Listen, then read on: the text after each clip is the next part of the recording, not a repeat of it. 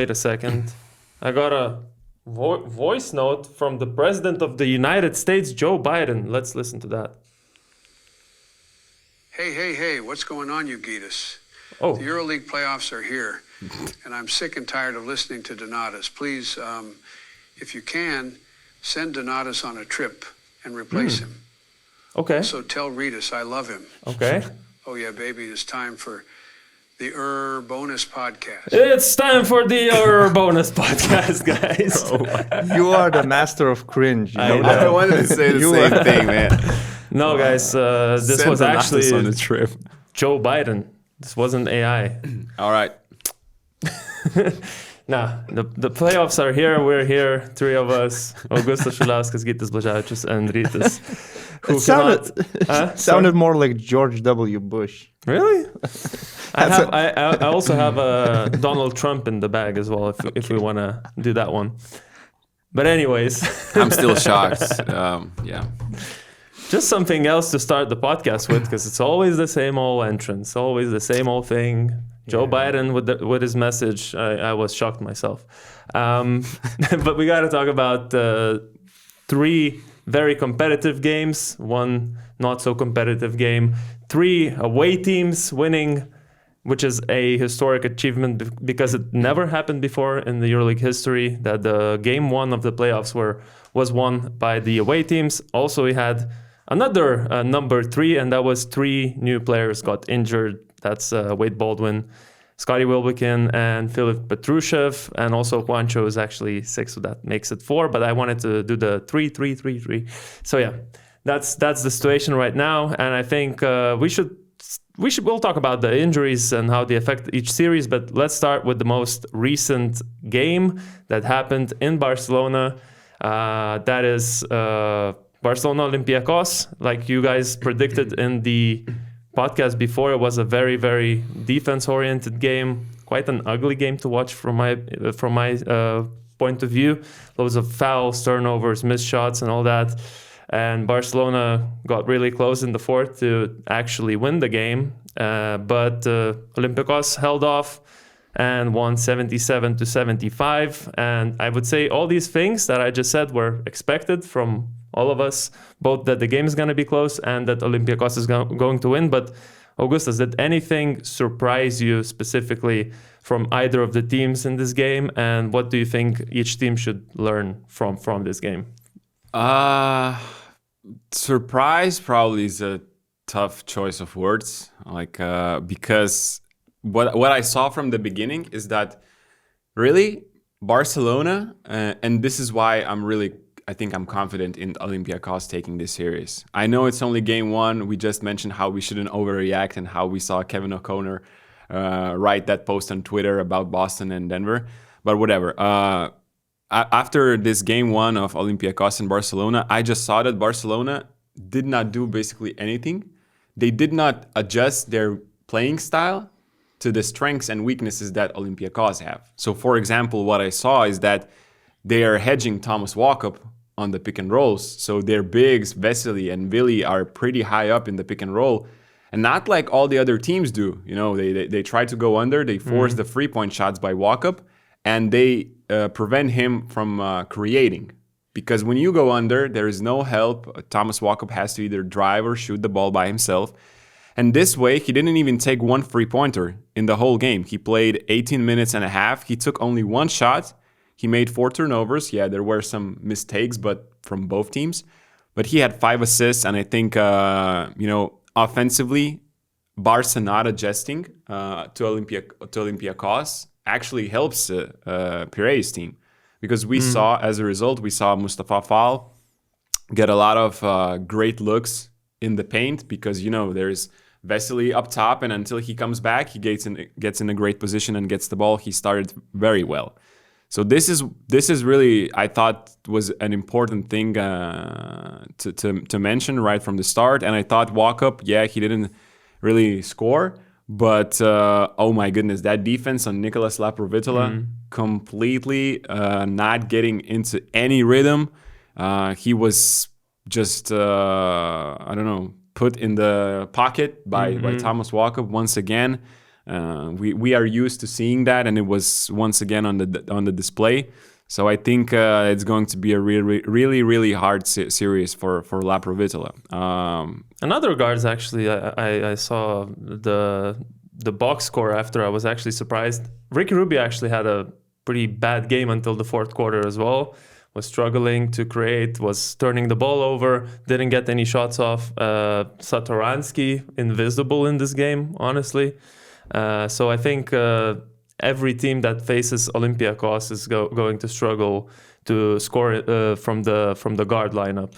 Because I really didn't see, that's a great point. I really didn't, about the guards, because I really didn't see Barcelona, like, what are they trying to do constantly, you know? Because in the playoffs, you're trying to put your team in the best position. You're trying to maybe pressure the weak spots. And I didn't see like they're going for Jan Vesely mid-range pick and pops because Mustafa Fall is in the paint. I did not see that over and over and over again.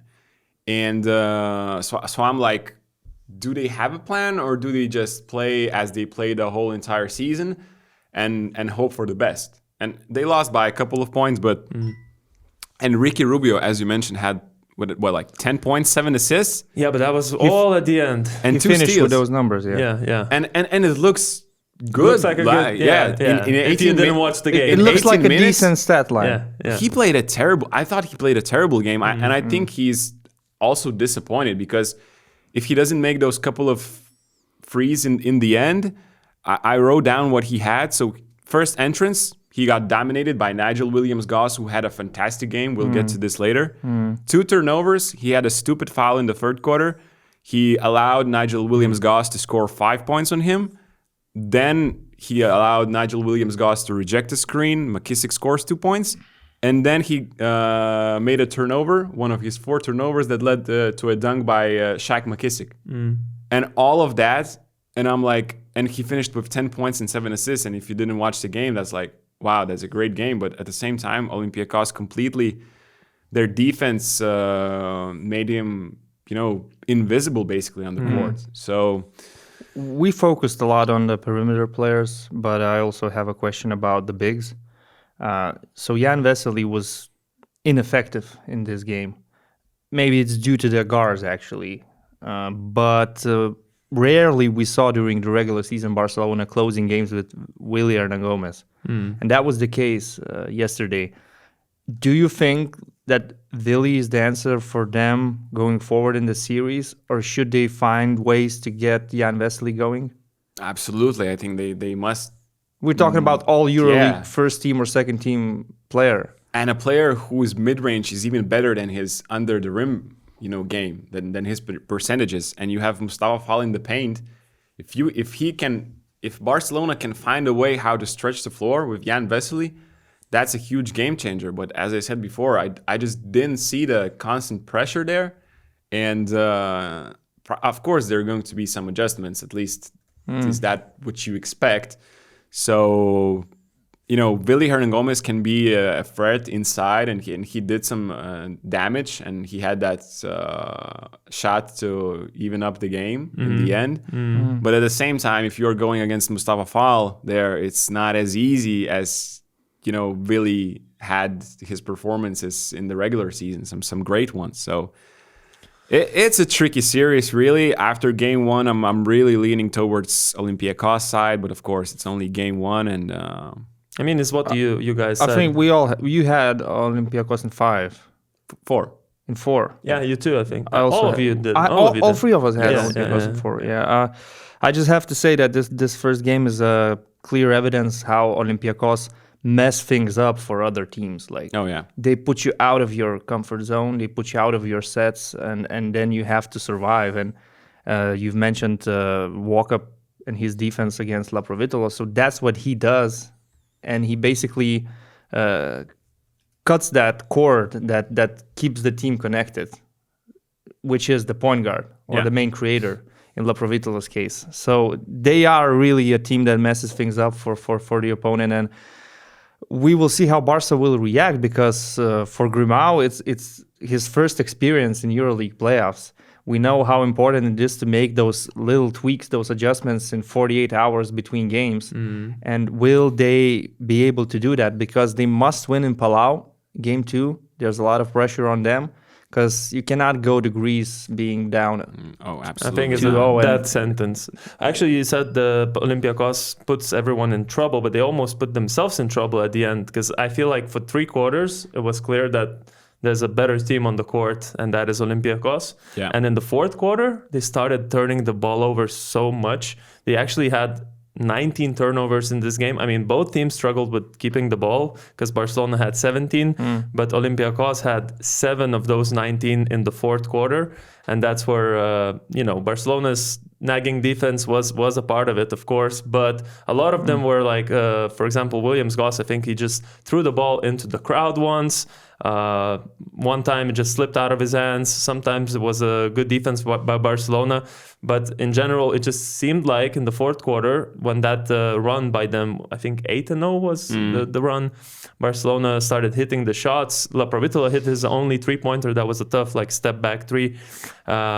Rubio also hit his shots. It just felt to me like Olympiacos fans are probably, feeling a really bad feeling right now that they're just going to let this game go, and we'll see another game. If we look at the ones that happened that we're going to talk about, they also were 3 quarters, one team is better, and then the last quarter, another team takes over. So. If I may add, if you're an Olympiacos supporter, you should feel really good right now because you got this win even though your team didn't play their best basketball. Offensively, if you look at the numbers, Alec Peters only had 1 field goal. He finished with 1 point. But there's Filip Petrushev that we are going to get. That is true, but at the same time, you played without your captain Kostas Papanikolaou. I think it's big.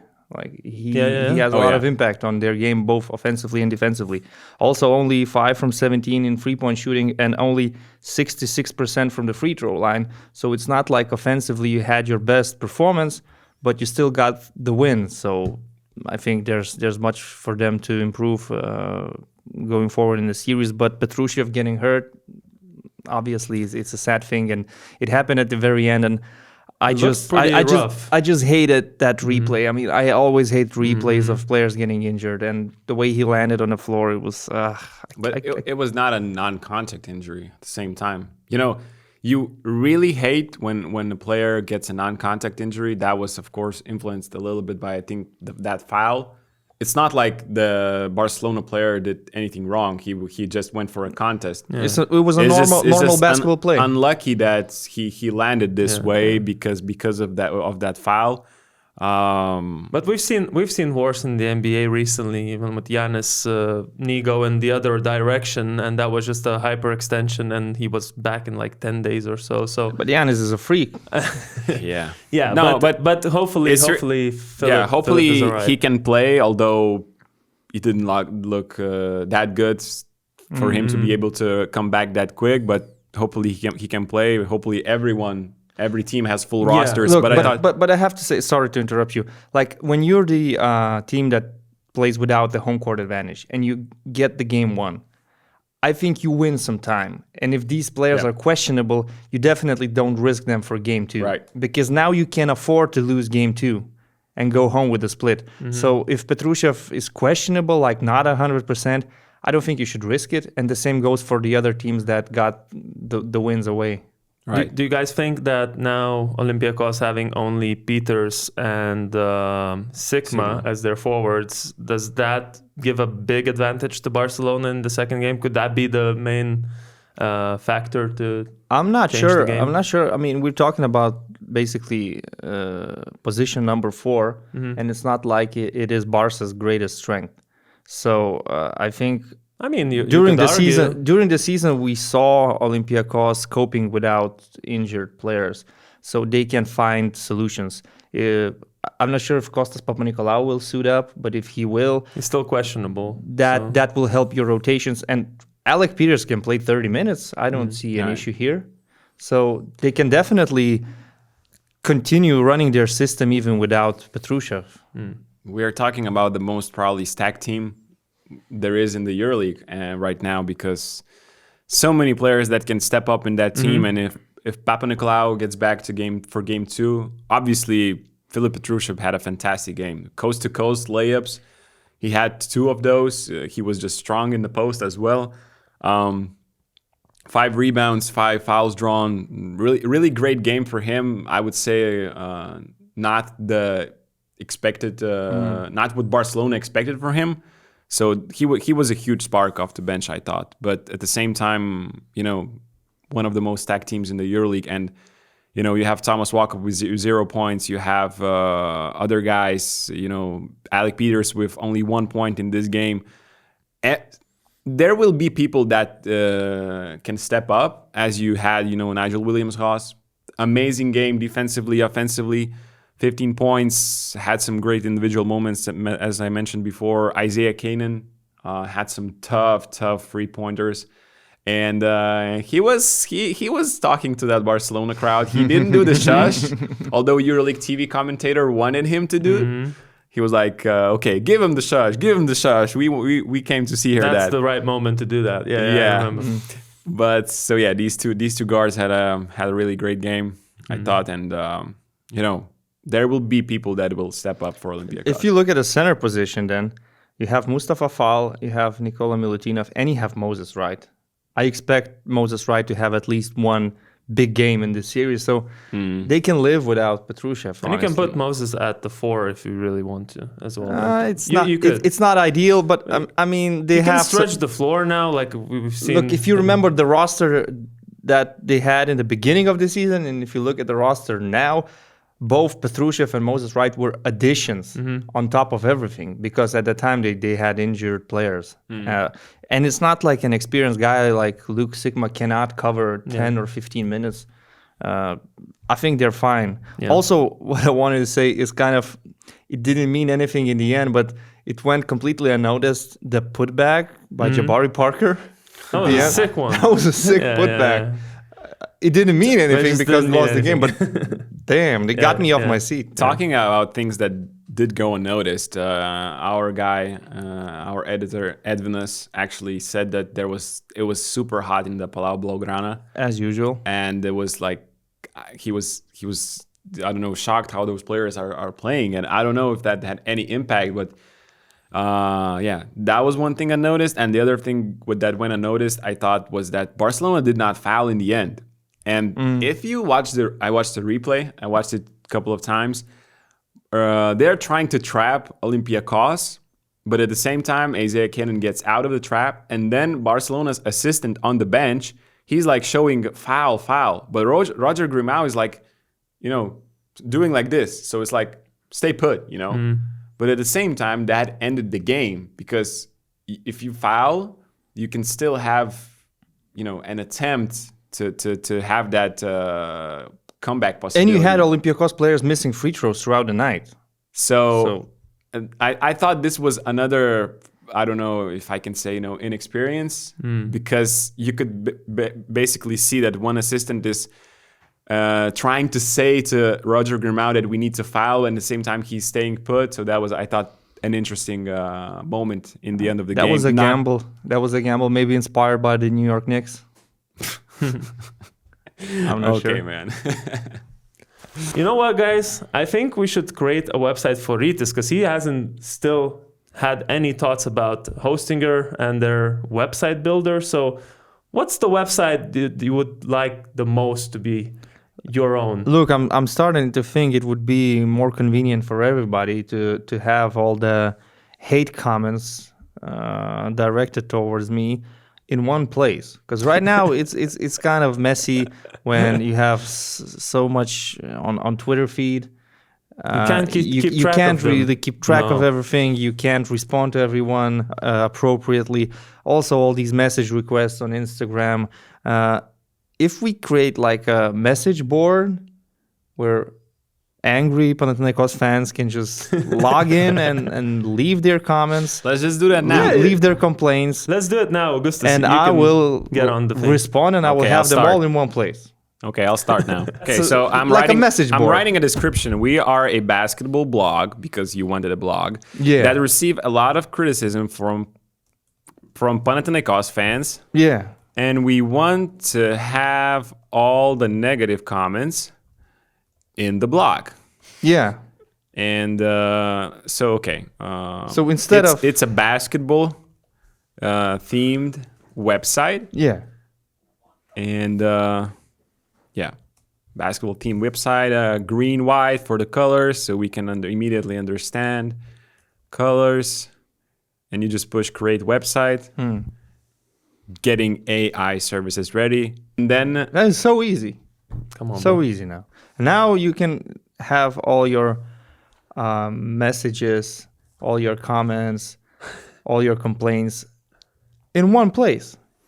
So instead of me trying to react to every Twitter comment, I can just log into my website and see what's going on and respond like writing an email. Look, this is the end result. It looks great.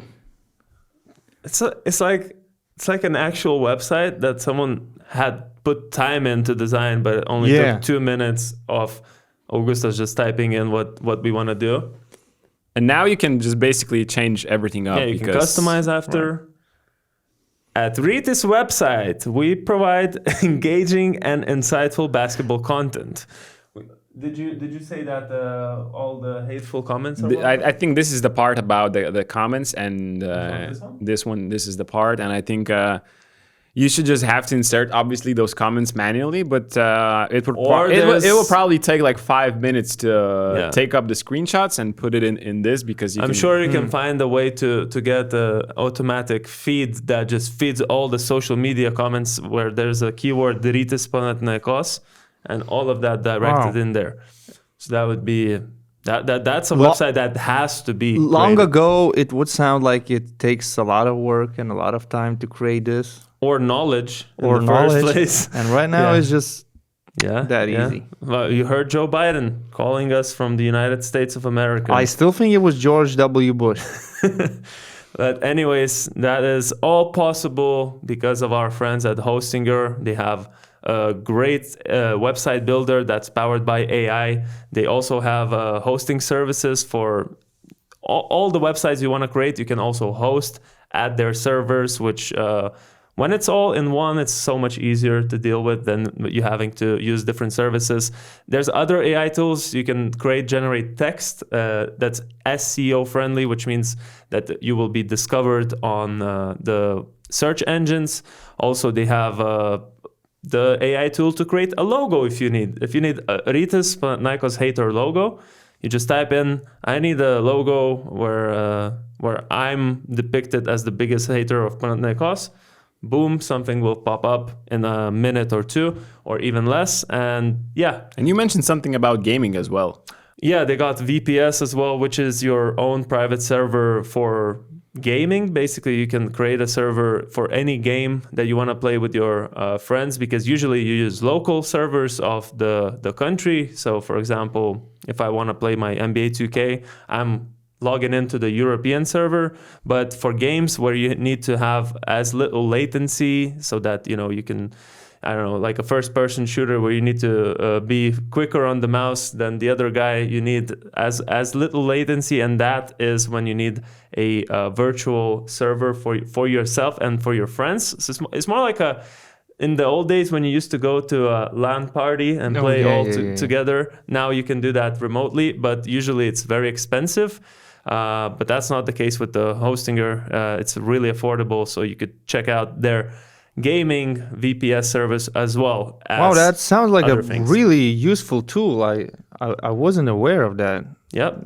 You sold me on that. I think I should try it, because all those things you mentioned for gamers. I don't call myself a gamer, but occasionally I love to play some video games. These are important, crucial details. Like every detail matters in basketball, and here, when you're playing, if it gives you that slight little advantage, you might end up guys, winning. If you want all these advantages, it's BNews10, our special code to get 10% off of any of the hosting plans with Hostinger. All right, now let's move on to Athens, where we saw a great game, and we saw a lot of negative things come out of that game. After the game, I would say, first of all the talks about the refereeing from both the coach, the fans and then even the club's management. Another not so nice thing was the fact that Luka Vildoza got robbed after the game. Yeah, that wasn't great. But let's look at the positives first. I think this was without a doubt the best atmosphere out of the 4 games we watched. Oaxaca was more alive than ever. That's what I expected before the season, that, with good results, hopefully we'll see Oaxaca again the way it used to be years ago. And a lot of tension in the air. I feel like watching this game on TV, you could feel, maybe I had the volume too high up, but I felt the tension sitting on my beanbag. I was like, what is going on? Maybe it's because it's the first game that opened the playoffs as well. But it was quality-wise, a great game, a lot of made shots, a lot of back and forth runs from one team and the other team. And obviously now everyone's talking about the referees, but I wanna throw it to you guys. Maybe Augustas, you wanna start with that. What do you think allowed Maccabi to come back in that game after being down for 3 quarters? You mentioned the correct thing. I'm really sad that everything that has happened after the game is taking the main spotlight, because this was probably the highest quality game, and it was a super high quality. Both teams made shots, both teams had answers for what the other team did, and I thought Panathinaikos played a great game, but Maccabi just played a perfect one. And what helped them to come back, I thought it was they remembered what to attack in Panathinaikos defense. They went after the 3-guard small lineup. And I thought what slowed down Panathinaikos offense a little bit was the switching defense. Because once they started to use that a little bit more, it wasn't as easy for Kostas Lukas to go inside the paint and pass for an open teammate. It wasn't as easy to find spot-up attempts for them. And I thought Maccabi just stayed in the game, stayed nearby, and then went on an amazing run, in the end. And I thought Panathinaikos guards each made 1 turnover in the 4th quarter. That was why Luka Vildoza just tried a between the leg pass to start the 4th quarter. Why do you need that? That's a turnover and a fast break for Wade Baldwin. Then Kendrick Nunn made a turnover with 2 minutes remaining. It resulted in 2 free throws. And then, of course, Kostas Lukas, who played a fantastic game. Up until that point. Played a fantastic game and made that unlucky turnover where I thought he saw Josh Nebo in the paint. So he kind of thought about it twice about not shooting. He was already in the air. He was already in the air. And one more thing, Panathinaikos spacing in there. He was driving towards the rim, and in that side of the court, there was no Panathinaikos players. He was seeing Maccabi bench there. That's how empty it was. And I thought he could have shot it after the second step, maybe, falling back a little bit. But it was he changed up his mind. It was too late. He got into the air and made a turnover. Then after that, Panathinaikos didn't get to foul Maccabi because great ball movement, first of all. But at the same time, I think they were just maybe shocked by the situation, what just happened, didn't get their mind straight and do the foul, because if they fouled, there would be 13 seconds left. They fouled right away. They only managed to foul with 3.1 3 left seconds on the clock. left. Game over. Josh Nebo hit those free throws and the game was over. Yeah. But even if he misses, even if he misses, there's not. It's a half-court shot, probably at best. There's with 3 seconds left. But if they you only earlier, throw up a prayer, and miracles sometimes happen in basketball, but you don't want to put your game on that. What do you see, Rytis? Well, first of all, I got to say that Matthias Lesor looked like Shaq from 2001. Not only because of his dominance, but also because of missed free throws. Yeah, I was going to say that. But oh man, did he create problems for Maccabi, man. His game in the low post, those powering dunks, that was fun to watch. He missed free throws, but on one sequence, actually, he missed 2 free throws. They got the offensive rebound, and Luka Vildoza hit a 3-point shot. So it went their way. Yeah. But in general, those missed free throws definitely cost them.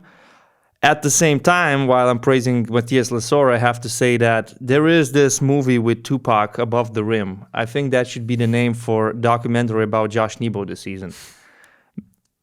Oh boy, is this Maccabi team good at creating second opportunities, second chances. All players are going for rebounds, fighting like crazy. Everybody, Antonius Cleveland, Josh Nebo, everybody's going for rebounds. Even Lorenzo Brown, I didn't see him going that high this season, and he got one rebound while he was really close to a putback dunk. Yeah, I remember that one. Yeah. I was surprised too. And if PAO, this is a key point, because why I'm interrupting you, because if Panathinaikos do not fix this, the offensive rebounds by Maccabi, this is a huge problem. They need to fix that, because this is why Maccabi stayed in the game, basically, because of offensive rebounds. They finished with 14 more shots than Panathinaikos. And if you give that to a team that has so much talent offensively, you can't expect good results. You can't allow this to happen, because the free throws were pretty much even, and 14 more shots for one team is just at home. You have to, and that was Maccabi's strength during the regular season. Exactly. It's so that you need to be really, really good at rebounding against them, but sometimes they're just too good. Yep. Also, Lorenzo Brown is cooking right now, and I'm happy to see that, and he's hitting big shots. We know that they had to play fourth quarter without Wade Baldwin, so it's up to Lorenzo to deliver, and he hit the shot that turned out to be a game winner, basically. He attacked Kendrick Nunn, one-on-one, created some space off the backboard. Very tough shot. Tough shot. He made the defense there by now. Also, a couple of big three-point shots from him, from Bonzi Colson. I think these guys just stepped up. And what was also impressive, the alley-oop play, Tamir Blad to Josh Nebo. I only saw things like that in the fourth quarter in a close game when, with peak Spain, Ricky Rubio, Pau Gasol. Yeah, that was Tamir Blad just throwing the ball above the rim to Josh Nebo in a very close game, in a very close situations. Also, in games like these, those little details matter. You cannot afford to start the game sloppy in that atmosphere in Oaxaca. You cannot allow Panathinaikos to go on an early run. And there's Jay Cohen all of a sudden hitting jump shots in the first quarter. And I think that James Webb as well came off the bench with a good contribution, and Jaciel Rivero came out with some... Jaciel Rivero, he added some muscle in the paint. Energy, although Webb, he missed some open spot-up shots. But what I wanted to say is that those shots by Cohen gave you some stability, calmed you down. He hit one, he hit another one. And you see, it's a tight game after 5 minutes. Now you adjust to the atmosphere, to everything that's happening, and you start playing your game. And I would say that's a great point. Two key players that we were discussing about this matchup before the series didn't have a particularly good night. I'm talking about Wade Baldwin and Kendrick Nunn. I think Nunn didn't get his rhythm offensively. And at all. Wade Baldwin maybe finished with nice numbers in terms of points and assists, but he basically got those points from shooting free throws. And in the end, that injury, it looked like a hamstring injury to me. Yeah. And usually those are treated for 2 or 3 weeks. Yeah. It depends on the severity. I don't know I don't know the grade of the injury, how serious it is, but I hope he plays next week, because he's not going to suit up for game 2, which is obvious. But again, the way they managed to cope without him, and I think at the right time when they were down by 10 or something like that, they realized they have to go to Bonzi Colson. They have to use him more in the post, because that's the advantage you have on that court. And we said it before the series. Yep. That's probably the biggest advantage that Maccabi has in all the matchups. And Bonzi was great. They remembered this. They were down, I think... I had it written down. But I think they were down by like 12. And then it's like they immediately, to stop the bleeding, they go to Bonzi Colson. They remembered. And that helped him. He scored a and one in the post. So...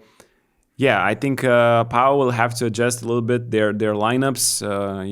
Juancho is not playing there. But at the same time, Maccabi had a perfect game. And this is why I still think this is a really, really close series. And I still think it's going to game 5. And, Kendrick Nunn didn't get into any rhythm, got into a foul trouble. He will be better. And really great game. I really enjoyed watching this. One thing that left me kind of frustrated is that Panathinaikos doesn't have a reliable backup center. Yeah, that's been the whole season, right? They need Lazor for 35 or 36 minutes. The way Kostas Antetokounmpo stepped on that floor is unacceptable. I'm sorry, it's a playoff game. You cannot start your Coach performance Ataman, it's unacceptable. in this way. Like offensive foul on one end, then a shooting foul on the other end. Yeah. Man, you have to be better. Yeah, it was an obvious call. Although two guys that in the regular season didn't maybe perform that well, weren't consistent, they were criticized a lot, Vildosa and Juancho. I think they played good minutes. I think Juancho gave a lot of energy to the team. And Vildosa hit shots in the first half. So these guys proved that they can play in the series. Kostas Antetokounmpo, though, I don't think you can trust him as a backup center if this is his debut performance in the playoffs. Yeah, that's their issue the whole season. And another guy I wanted to give a little, not a shout out, but another spotlight on is Jerian Grant. I think we all knew how great he is defensively, but in this game he actually made some shots that really got Panathinaikos back into the game. And they were down 5, that corner pocket free. Yeah, it was huge. Yeah, some mid-range shots, some. Yeah, he's just good on both ends, which I think should allow him to play more minutes. I would play him more instead of some other guards like Slukas, for example, who is more vulnerable on defense, because you might have a little bit more offense with Slukas, but with Grant you can get both potentially. So yeah, that's another guy I wanted to give props to. But with Kendrick Nunn struggling, they couldn't allow themselves to not have another creator. Yeah, that's true. He was amazing because he was punishing with those assists. The Maccabi really aggressive, the stunting defense. The others were cutting at the right time, and he was finding them. So yeah, Kendrick Nunn not really getting into rhythm messed things up for PAO. But it was a quality game in general. I think like 90% of the time Panathinaikos playing that way with that atmosphere would win. Yeah, it's just a huge praise to Maccabi for doing what they did. Yeah, and this is why I'll do the transition for you. Let's go. And this is why you mentioned Maccabi played a perfect game, and this is why I don't understand the whole shit show that happened after game 1 that Panathinaikos made. Why do you need? I mean, Maccabi played a perfect game. You go out there and saying the refs are bribed, the refs are giving Baldwin whistles. That was an official statement by Panathinaikos, saying that Baldwin is getting whistles because there is a war happening in Israel. I'm like, is this is just ridiculous. You have Ergin Ataman explaining the referee calls to a certain journalist media. You have all those things after Maccabi just played a perfect game. You are fine in this series. You just need to make some adjustments, but you are fine. And you go out and do all this. I was like, I'm not even a fan of the press conference with Ataman stating that we go to the Final Four. If we don't, I don't coach Panathinaikos next year. You're just starting this project. It's working. It's good. Even if you don't win the series, who cares? Second year, you might be even better. And now giving statements like that, I don't think it's necessary. Making a tragedy out of nothing, really. Hey, but I had about that Ataman press conference. What I said to Gytis, I said that, okay, maybe by Ataman saying this, he takes all the attention to him and takes away the media attention on, let's say, Kostas Lukas turnover in the end, bad performance by Kendrick Nunn. So he takes all the blame, let's say, he takes all the attention on him, so his players can, not think what the media is telling about them for 2 days. They can just concentrate on the game. So that I can understand. But what happened after? Again, also, I want to say that I've been consistent throughout the season about this, and I have to say it now since it's the playoffs and every call matters even more. I hate our rules in Europe.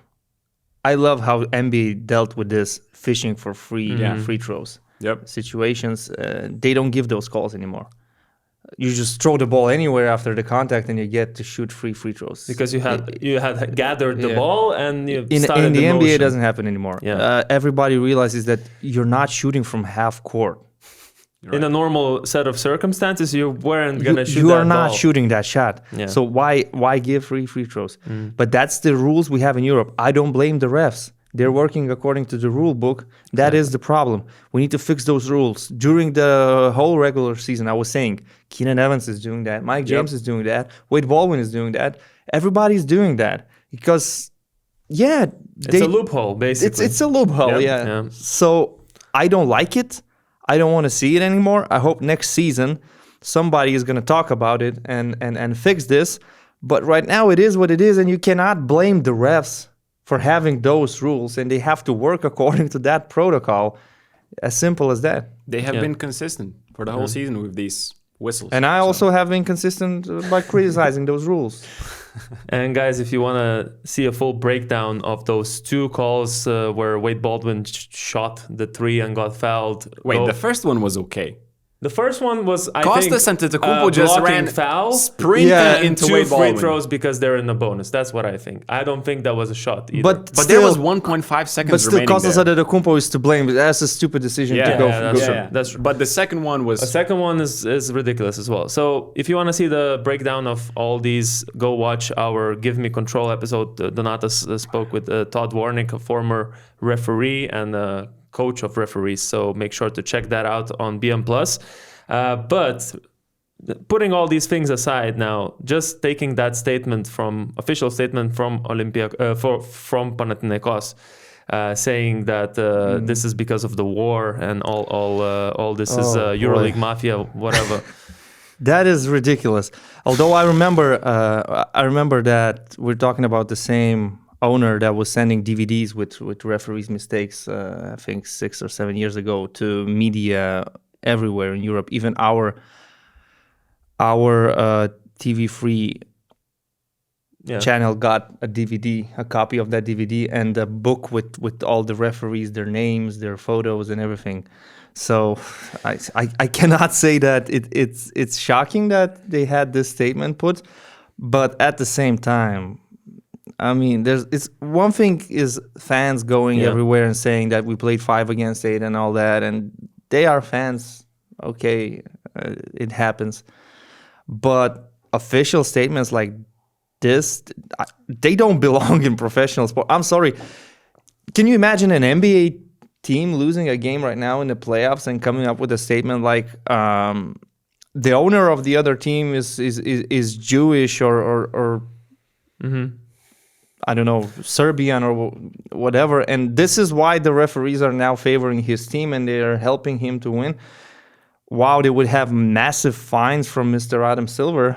Maybe. I mean, it's inciting hatred towards, whatever discriminatory... The person who was at the keyboard writing this, I mean, what was he feeling at it? And was he feeling that he's doing the right thing? I think there's a lot of pressure in general from Panathinaikos fans. From the whole Panathinaikos side, seems like they operate on very emotional basis. Yeah. They're not... they don't... First of all, they're not very self-critical. We've read a lot of comments, obviously, saying that we're the haters. We are always shitting on Panathinaikos. Rytis, can you finally admit that you're a PAO hater? You're never objective about anything. But we also saw some comments saying that in Greece there is this culture of journalism where there's a bubble that speaks about one team only in good light. There's another bubble that speaks about the other team only in the good light. And once you start speaking about things outside of those bubbles, people get angry. Bro, but look, I can understand fans. I can even understand Ataman criticizing referees. Yeah. It has happened. A head coach criticizing referees in a press conference. It has happened everywhere, in Europe, in America. But now they definitely crossed the line. You cannot interpret this statement any other way than that they're saying because Maccabi is from Israel and they are suffering, EuroLeague referees are helping them win games to feel better. They felt pity and they said, okay, we'll give you this. That's one. That's a disgrace, man. Yeah. That is a disgrace. Because you're only gonna incite more hatred and more, like I said, like it's not racial, but this is what anti-Semitism basically. That's what you're encouraging that actually, with that statement. That actually reminds me of all those radio talks on Grand Theft Auto, where some caller gets in and says, "I blame the Jews, the gays, and the blacks." Mm-hmm. That's what they are basically saying about losing game one in the EuroLeague playoffs. And it is a disgrace. And the most ridiculous thing about it is that it was completely unnecessary. This game doesn't mean much because next game they're playing again at home. Wade Baldwin is out. They probably gonna have an advantage, I think. They're still in a good position to win the series. Why do you need to make all that noise and attract all this attention? And what I also hate is that EuroLeague is in total silence. They're not reacting at all. Like last weekend, and that's a completely different sport and a different league, but Nottingham Forest lost in the Premier League, and their club came out with an official statement declaring that the VAR official was a Luton Town supporter, and that's why he didn't give penalties to Nottingham. And that was their official statement as a club. Premier League reacted immediately. Like in 1 or 2 hours, there was a statement put by Premier League, official statement. EuroLeague is not reacting to this. Like, I'm sorry, but this creates such a bad image for your whole organization, for your league. Israeli journalist was kicked out of the Panathinaikos practice yesterday. I don't know what to say, man. I would love to just focus on basketball and talk about basketball, but these people don't let us. As I said, it was a great game. Exactly. Amazing game. And all of this over it for no reason whatsoever. I think we just should move on to the next series. Let's move on to the next game. That is Monaco and Fenerbahce. I don't know, like it surprised me, this game. At the beginning, I thought this game is going to be a very clear win for Monaco. But then we got this thriller at the end from second half. Everything changed. Not the most beautiful game to watch for sure out of those game ones we watched. And Fenerbahce came back 95-91 in the overtime, took the win away. Now they have the home court advantage. And I would like to put out this thought and see my fellow basketball experts what you think about it. Well, you are. I'm not an expert. You are, guys. August is an analyst. I'm not an expert. I'm just a dude with opinions. Well, I felt like in the first half, Monaco was just flowing. Fenerbahce, I don't know, they were very stagnant in their offense. On defense, they couldn't stop Monaco. But then they changed to a small lineup with Sestina and Nigel Hayes-Davis. Do you think that was the main factor that changed the whole game? For sure. I mean, Charas threw that lineup when they were down 14, 34-20. And it just shows, we mentioned, Jasikevicius is going to be ready for this series. And he showed that he's not afraid of making moves already in the second quarter. They practiced this small ball lineup. And of course, knowing that Motley is not going to play the first 2 games probably. So they had this in their plans. But Charas was just, okay, in the second quarter, we are down 14, we're going with this. And that basically eliminated, or Sasha Obradovic decided to not play his centers that much. And all of a sudden, you make it all about the perimeter. And I just want to say, Nick Kalatis was just phenomenal defensively and offensively. I know he missed some free throws, but he hit important free throws. He hit free throws. He drove to the rim. I did not really understand why Monaco was pressuring him at the half court. I don't know, man. Like, you just back up and he can't do much. Now you allow him to drive. But whatever. Going back to that small lineup, that was an amazing thing. I thought Nate Sestina was great defensively as well. Hit some huge shots. And out of all people, like, Nate Sestina was probably on the headlines for 1 or 2 games this season. Mm-hmm. And in game 1, you go out, you have this huge role. When he stepped onto the court in the second quarter, he played 30 minutes in a row.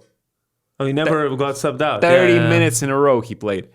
And huge game by Kalaitis, huge game by Sestina, bold move by Šaras. And this is what you're up against when you're going against Šarūnas Jasikevicius, who's one of the best tactical coaches, I think, in Europe.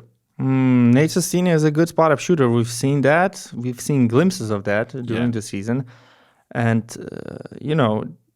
his teammates managed to find him in those spots. Monaco were helping, going to help in the paint, and they would always find Sestina for that semi-corner free or corner free, and he made those shots. And what I loved after one of his buckets, when he was sprinting to defense, Šaras with a smile on his face just greeted Nate Sestina. Welcome to the EuroLeague playoffs, man. He was a big game changer. Nick Kalaitis, as you said, I want to say Kalaitis because we're speaking in English, so I'm going to say his name like he's an American, but it's probably Kalaitis if we doesn't really matter that much. Whatever. His defense was like superb. Once again, showing that he is a two-way player. I mean, he made life so hard for Mike James, always denying him from the ball. Even on-ball, one-on-one defense was very good. Against other guys as well. I mean, Nick Kalaitis was a leader on that court with his defense, offensively also. And now I'm thinking that maybe, talking about three-point shots, he should shoot floaters from that instead of set shots. Maybe he should just shoot floaters. Runners, floaters. Yeah. That buzzer beater at the end of the third quarter was spectacular. However, Monaco was in a position to win this game. They had answers for everything. Even in the fourth quarter, they were up 9 with 4 minutes to go, I think. Yep. Mm-hmm. They were in a position to win this game. Fenerbahce in the first half didn't show playoff material defense. That small lineup, that was basically the only way for Šaras to play. It was obvious you cannot play with Papagiannis for long minutes. You cannot play with Shanley for long minutes. So the only way is this small lineup. Also, we've talked about before the series how John Brown has to make the mid-range.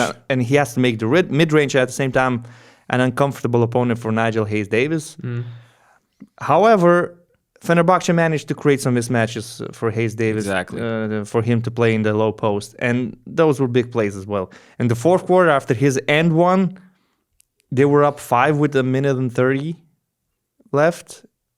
And in the overtime also, they found him in the post, and he managed to score. He hit some spot-up shots as well, 2 from 5 from distance. And even though John Brown is an uncomfortable matchup, they managed to find some solutions. John Brown, how fired up he was in the first half, the way he was playing defense, denying the ball, it looked like he is the defensive player of the year. He got the crowd going and everything and all that. Not just the first half. It's just a bit like frustrating that they lost this game. You know, you start a series. For a Monaco fan. You start a series losing at home. Yeah. You were sort of in control. You were definitely playing pretty well. So for me, I looked at the first half and I started understanding why Rytis is such a fan of Monaco, because their offense is flowing. It's simple actions. It's not too complicated. The reason is quite simpler than that. What is it then? Well, they have my favorite player in the league. Yeah. But also in general, their game is beautiful to watch. And on the other side, it's the opposite. I would say Fenerbahce's offense in the first half, even actually throughout the game, they just got off some tough shots that they made. They got some offensive rebounds that were crucial. But in general, I'm trying to make a theory here that for the first playoff game, when you come out with a coach who is putting you in a very, very concrete frames and saying, okay, we're going to play this play, then after that we're going to play this play and all this structure and system. And then the other team is like, okay, go play the game of basketball. They're improvising, that someone cuts in, there's a nice pass, ball is moving, flowing, and it's nice offense. Do you think that the reason the first half looked like that is because of a little bit of that, because players are more like stagnant when they have to follow strict orders, and then versus a team that just has a more freedom to do whatever they want to do? I think you're overcomplicating things a little bit or over-analyzing. I wouldn't say Monaco's offense is free-flowing. Not necessarily. A lot of ISO. Yeah, a lot of one-on-one. Look, the thing is, Monaco had targets in the first half. I'm talking about Shanli Papagiannis. Donatas Motiejunas in the first half was amazing. Great. He was amazing. Great first quarter. That was the biggest advantage for Monaco. They have a good, skilled center, which Fenerbahce doesn't. And also, Dimo was moving pretty good on defense as well. Really amazing. Yeah, so again, that was their advantage. They managed to find it. Fenerbahce didn't play good defense in the first half, and I think that's the reason, not beautiful basketball versus system. I mean, look, this Fenerbahce team, this Sharas team, has perfect spacing most of the time. Sometimes they look like an NBA team. And if you look at their three-point shooting percentages, their numbers, that's NBA material. The way they manage to create shots for players from their favorite spots.